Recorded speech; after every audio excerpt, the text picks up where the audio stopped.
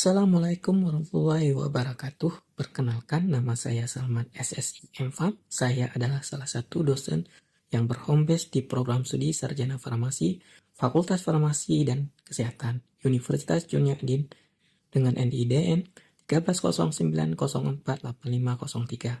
Saya merupakan dosen dengan bidang konsentrasi teknologi farmasi, bidang kepakaran yaitu sistem pengantaran obat, terutama polymeric drug delivery system dan nanopartikel. Pada kesempatan kali ini, izinkan saya menampilkan pernyataan diri dosen dalam unjuk kerja Tridharma Perguruan Tinggi PDD UKT PT bidang pengajaran. Pemaparan ini merupakan salah satu syarat untuk mengikuti sertifikasi dosen atau Semaster DOS pada tahun 2025. Pada kesempatan kali ini, saya akan menjabarkan salah satu mata kuliah yang akan saya ampu di program studi Sarjana Farmasi Universitas Junia Adin, yakni mata kuliah penyampaian obat terkontrol. Di mana pemaparan ini mengacu pada prinsip DIA, Delivery Interaction and Assessment. Berikut adalah outline dari materi yang akan saya sampaikan pada kesempatan kali ini. Assalamualaikum warahmatullahi wabarakatuh. Selamat pagi, salam sejahtera buat kita semua. Alhamdulillah pada hari ini kita berjumpa kembali dalam perkuliahan penyampaian obat terkontrol. Pada pertemuan kelima ini saya akan menyampaikan tentang sistem penyampaian obat nanopartikel. Oke adik-adik mahasiswa, apa kabarnya? Semoga sehat-sehat selalu ya. Alhamdulillah kita masih diberi kesehatan dan kesempatan untuk bertemu kembali. Oke, sebelum kita mulai perkuliahan ini, ada baiknya kita berdoa sesuai dengan agama dan keyakinan kita masing-masing. Oke, adik-adik mahasiswa, seperti biasa, sebelum perkuliahan saya akan memperlihatkan kontrak perkuliahan, kemudian capaian pembelajaran yang dapat adik atau dapat di-download di e-learning. Semua materi perkuliahan hari ini baik berupa slide, video, kemudian bahan ajar, kemudian ada jurnal artikel, ya, dapat adik-adik mahasiswa download di e-learning. Capaian pembelajaran, kemudian nanti bisa dibaca kembali, kemudian materi-materi yang akan kita dapatkan pada perkuliahan penyampaian obat terkontrol. Oke, ini kontrak perkuliahan yang sudah kita sepakati di awal di pertemuan pertama, ya. Kemudian ini juga bagaimana penilaian yang sudah kita sepakati. Oke. Oke, topik hari ini adalah sistem penyampaian obat bentuk nanopartikel. Oke, sebelum kita mulai, saya ingin menanyakan kepada adik-adik mahasiswa, apakah sudah pernah mendengar obat nanopartikel atau tentang nanopartikel? Ya, gimana? Ada yang tahu? Ya, benar sekali.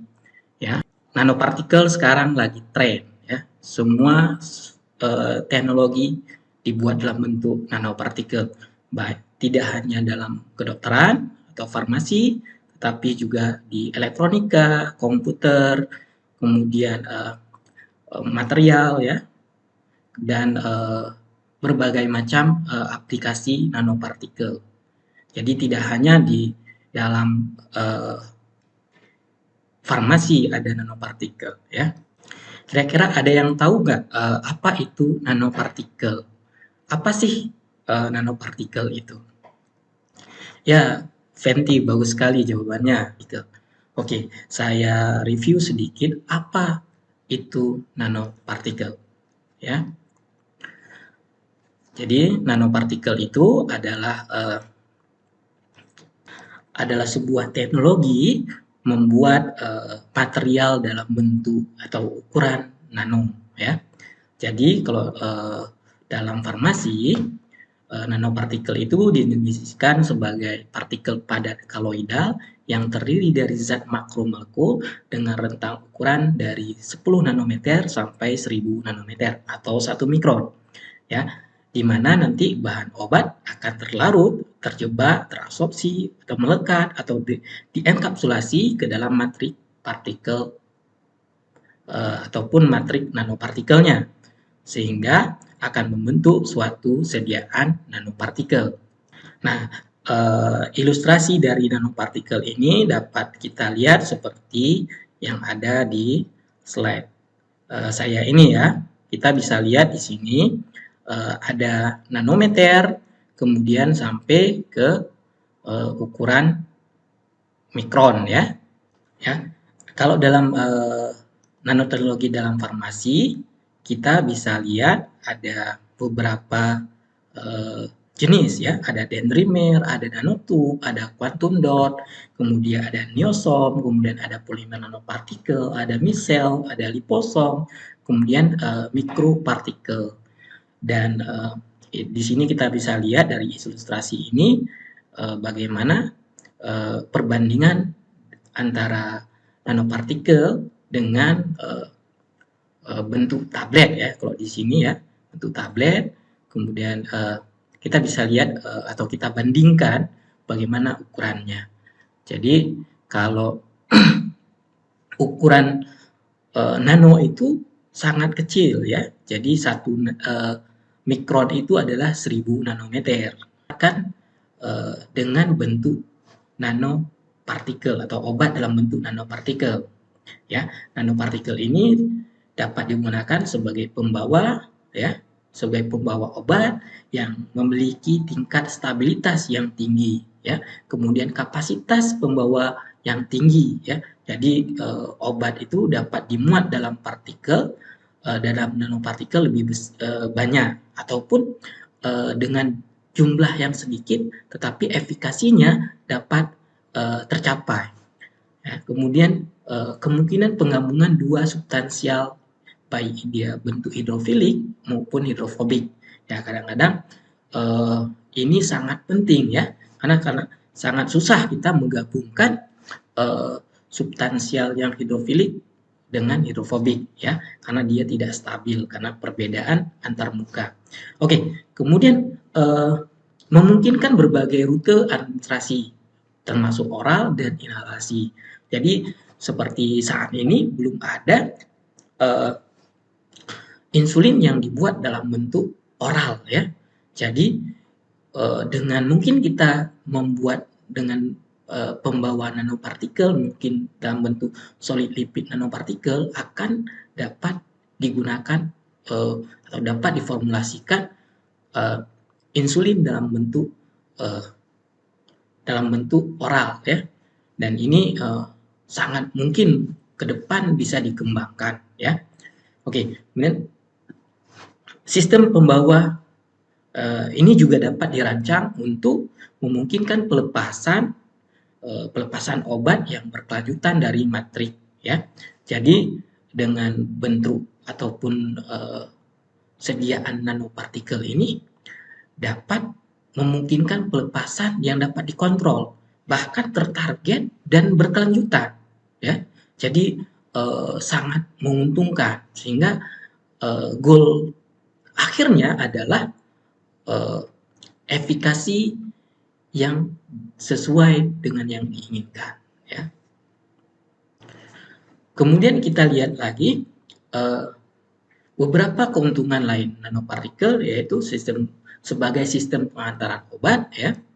Kemudian ukuran partikel dan karakteristik permukaan nanopartikel dapat dimanipulasi dengan mudah untuk memperoleh targeting obat baik aktif maupun pasif ya setelah pemberian parenteral ya. Kemudian nanopartikel dapat mengontrol dan mempertahankan pelepasan obat selama transportasi dan dapat memodifikasi distribusi obat pada organ lokasi target dan memperlambat clearance dari obat sehingga terapi obat dapat meminimalkan efek samping yang disebabkan. Jadi toksinnya itu dapat diturunkan sehingga efikasi juga lebih besar ya. Dan pelepasan terkendali dan karakteristik degradasi partikel dapat dimodulasi dengan pemilihan matrik konstituen yang sesuai ya. Kemudian targeting pada lokasi spesifik dapat diperoleh dengan melekatkan ligan pada permukaan partikel atau dengan menggunakan magnetic guidance ya. Ini beberapa keuntungan dari sistem pengantaran obat nanopartikel. Oke, kita lihat lagi. Keuntungan lainnya yaitu dapat digunakan pada berbagai rute pemberian obat oral ya, baik nasal, parenteral, intraokular, dan lain sebagainya. Kemudian dapat menghindari terjadinya peleburan senyawa sehingga sangat atau memiliki stabilitas fisik dapat ditingkatkan ya. Kemudian dapat mereduksi mobilitas dari senyawa aktif obat yang dimasukkan sehingga dapat mengurangi kebocoran atau perembesan dari obat. Kemudian antarmuka dari nanopartikel ini baik solid maupun cair ini sangat atau bersifat statis sehingga memfasilitasi untuk modifikasi antarmukanya sehingga sangat mungkin untuk digabungkan antara substansi yang hidrofilik maupun hidrofobik ya. Jadi ini sangat menguntungkan. Kemudian selanjutnya kita lihat kembali ya tipe dari nanopartikel ya. Nanopartikel ini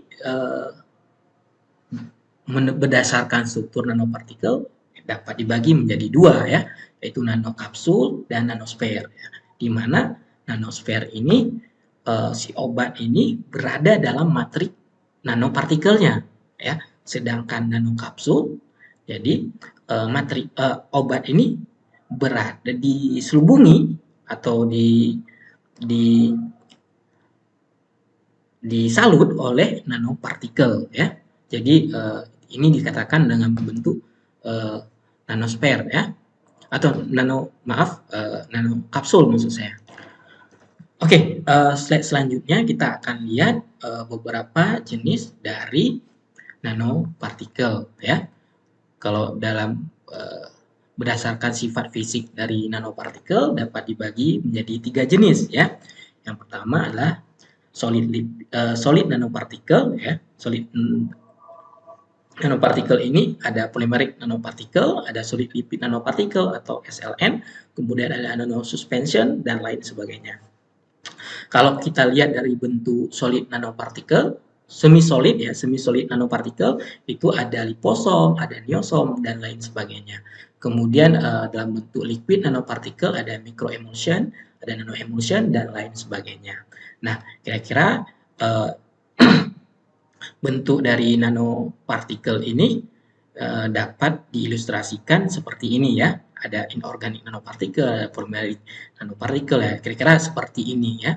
Solid lipid nanopartikel di mana pembawanya itu biasanya dalam bentuk solid lipid ya. Kemudian ada liposom ya. Liposom dengan solid lipid nanopartikel ini hampir sama, tetapi ada perbedaan sedikit. Kemudian ada nanokristal. Nanokristal itu biasanya senyawa obat digiling ataupun dirubah menjadi bentuk kristal dalam ukuran nano.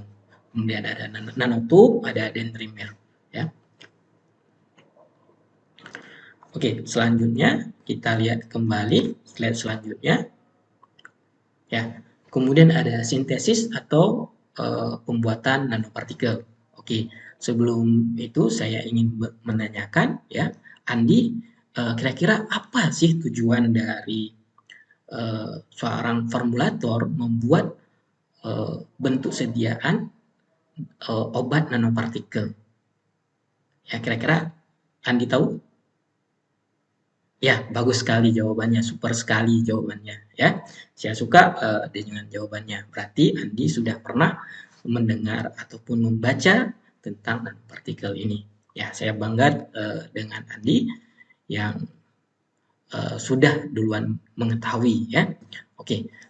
Tujuan seorang formulator membuat bentuk obat atau bentuk sediaan nanopartikel ini tujuan akhirnya adalah menargetkan obat pada tempat atau target yang sesuai, kemudian efikasi dari obat ini meningkat, dan toksisitas ataupun keracunan dari ataupun efek samping dari obat ini dapat diperkecil, ya. Jadi tujuan dari nanopartikel sebetulnya adalah meningkatkan efikasi sebetulnya, ya. Jadi sintesis, ya. Nah, sintesis atau pembuatan, ya. Jadi sering kita katakan dengan sintesis, ya. Jadi sintesis ini sebetulnya membuat suatu material berukuran nano. Nah, dalam pembuatan material nanopartikel ini ada dibagi juga nanti dua, ya. Bisa senyawa kita buat dalam bentuk ukuran nanopartikel, ataupun senyawa itu kita perangkap atau kita jebak dalam pembawa polimer, kemudian polimer ini akan kita kecilkan ukurannya sampai ukuran nanopartikel, ya. Jadi bisa langsung senyawanya ataupun dengan mengecilkan ukuran dari polimer pembawanya. Tetapi bisa juga nanti akan terjadi kebalikan, ya. Kalau senyawa kita kecilkan ukurannya bisa juga sangat toksik nanti. Nah, ini harus hati-hati kita memilih bahan untuk kita buat dalam ukuran nano, karena kemungkinan juga kalau suatu material itu kita robah ukurannya menjadi ukuran nano, apapun itu, tidak hanya dalam bidang farmasi, ya, atau formulasi, bentuk nanopartikel ini akan membentuk sifat baru. Jadi sifat yang betul-betul berbeda dari ukuran awalnya, ya. Misalnya suatu emas, ya, kita kecilkan ukuran partikelnya, ya, akan berubah sifatnya. Begitu juga dengan material seperti besi ataupun karbon, ya. Kemudian bentuk-bentuk lainnya akan berubah sifatnya, dari terutama polimer, ya. Polimer kalau misalnya kita robah ukuran partikelnya, itu akan menyebabkan perubahan, ya. Oke, secara umum sintesis nanopartikel akan masuk dalam dua kelompok besar, ya. Yang pertama yaitu yang dikatakan dengan cara top down, ya, yaitu dengan memecahkan ukuran partikel menjadi ukuran yang lebih kecil. Kemudian kita cara kedua yaitu bottom up, atau dari makromolekul ataupun atom-atom, ya, atau molekul-molekul atau cluster-cluster, kita rakit atau kita bentuk menjadi berukuran lebih besar, jadi sampai berukuran nano, ya. Kira-kira seperti itu. Oke, slide selanjutnya kira-kira seperti ini ilustrasinya. Kita lihat ada milling, presipitasi. Kalau untuk top down itu ada milling, ya. Kalau untuk bottom up ada presipitasi, ya. Sehingga membentuk suatu agregat yang lebih besar yang berukuran nano, ya. Ini kalau top down biasanya dengan cara milling. Jadi obat digiling dengan bola-bola besi sehingga berubah ukurannya menjadi ukuran nanopartikel. Oke, lanjut. Nah, bisa juga dengan high pressure homogenization, yaitu ada piston gap homogenization dan jet stream homogenization. Nah, ini kita paksa partikel yang lebih besar melewati celah yang lebih kecil, ya, kita tembakkan dia sehingga dia pecah menjadi partikel-partikel yang lebih kecil, ya. Keduanya hampir sama, ya, cara pembuatannya. Oke, kemudian kita lihat lagi ada rest, ya. Ini biasanya di obat dibawa dengan suatu gas, ya, gas bisa CO2, bisa O2, ya, dengan keadaan superkritis. Jadi disemprotkan dengan tekanan yang tinggi sehingga akan melewati dan pecah menjadi partikel-partikel lebih kecil. Oke, kemudian ada SAS ya, supercritical antisolvent. Ya, ini juga sama seperti uh, uh, cara hampir sama dengan cara yang sebelumnya ya, menggunakan gas juga. Kemudian bisa dengan emulsifikasi polimer ya. Jadi polimer kita larutkan, kemudian kita buat menjadi emulsifikasi. Kemudian juga ada produk nanokristal atau menggunakan spray drying ya. Jadi disemprot kemudian dikeringkan menjadi, ini ada mesinnya ya, sehingga nanti akan membentuk nanopartikel. Kemudian kita lihat lagi ada produksi dan metode hot melted ya, matrix ya. Kemudian ada bentuk, nanti kita lihat berbagai jenis bentuk nanopartikel ya. Ini ada gold nanopartikel ya. Kemudian ada nanopartikel keramik, kemudian ada magnetic nanopartikel, kemudian ada bentuk lain ya. Kemudian kita lihat juga ada bentuk solid lipid nanopartikel, ada protein nanopartikel ya, nanopartikel dalam bentuk protein ya, protein dibuat bentuk nanopartikel. Kemudian ada nanostruktur ya, lipid carrier ya. Ini ada juga nanogel dan lain sebagainya. Nah, ini hasil penelitian orang ya, dibuat kurkumin solid lipid nanopartikel yang terdispersi dalam air. Kita lihat di sini sangat terlihat sangat stabil ya, jadi tidak mudah terjadi caking ataupun terpisah dia ya. Kemudian untuk karakterisasi dari nanopartikel ini biasanya menggunakan SEM, kemudian SRD, kemudian PSA, ataupun dengan melihat drug loadingnya bagaimana. Kemudian kita lihat pelepasannya juga bagaimana. Ya. Kemudian ini beberapa jenis obat yang sudah beredar ya di pasaran ini di Amerika ya. Di Indonesia juga sudah ada beberapa jenis obat yang beredar ya. Kemudian kita masuk ke terakhir ya, pemberian tugas ya. Sebelum saya akhiri, saya ingin menanyakan lagi, apakah ada pertanyaan? Oke, kalau tidak ada, kita next ya. Pemberian tugas atau tugas ya. Tugas ini berbentuk project base ya. Nanti mahasiswa, adik-adik mahasiswa bisa membuat sesuai dengan yang sudah saya tuliskan di sini, nanti dapat dibaca ya. Jadi project base dibuat per kelompok ya. Dan ini prosedur pelaksanaan dari ataupun pelaksanaan dari tugasnya ya. Oke, kemudian ini komponen penilaiannya, dan dengan berakhirnya slide ini, maka berakhir pula perkuliahan kita hari ini. Saya tanyakan kembali apakah ada pertanyaan. Kalau tidak ada pertanyaan, saya akhiri ya perkuliahan ini. Namun sebelum saya akhiri, mari kita berdoa supaya kita diberkati ya. Berdoa sesuai dengan agama dan keyakinan masing-masing. Oke, selanjutnya lebih dan kurang saya mohon maaf. Saya akhiri, wabillahi taufiq wal hidayah. Assalamualaikum warahmatullahi wabarakatuh.